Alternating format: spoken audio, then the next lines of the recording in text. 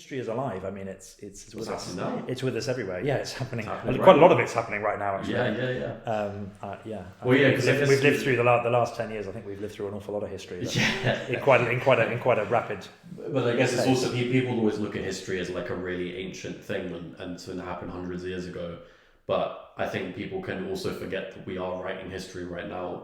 And, even stuff from like 10, 15 years ago or 20 years ago, like that's now history and will be viewed in the same way, one day people will view our time in the same way that we view like the 1900s.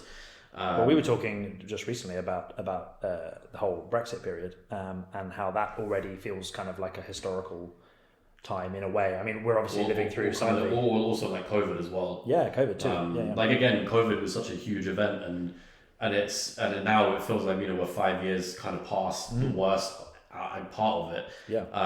And it feels like a bit of a distant memory because the world's changed a lot since then. A lot's happened. Yeah.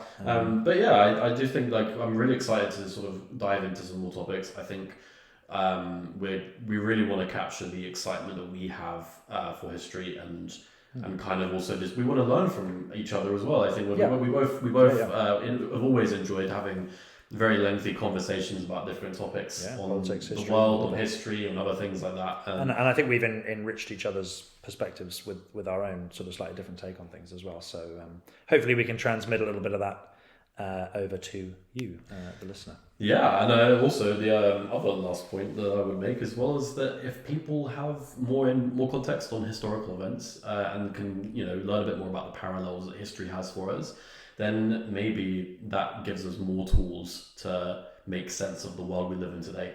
Yeah, no, totally. Yeah, absolutely. And I think having like the main thing that I always believe is that people should just have all the tools at their disposal to be able to make an informed decision on things. Critical thinking. I think history is really important to critical thinking. And I think that's an aspect of history that I don't think is really taught enough.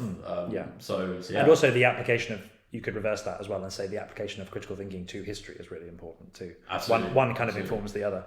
It's difficult to think critically without knowing history, but it's also difficult to know history, truly know history and truly engage with historical topics without critical thinking.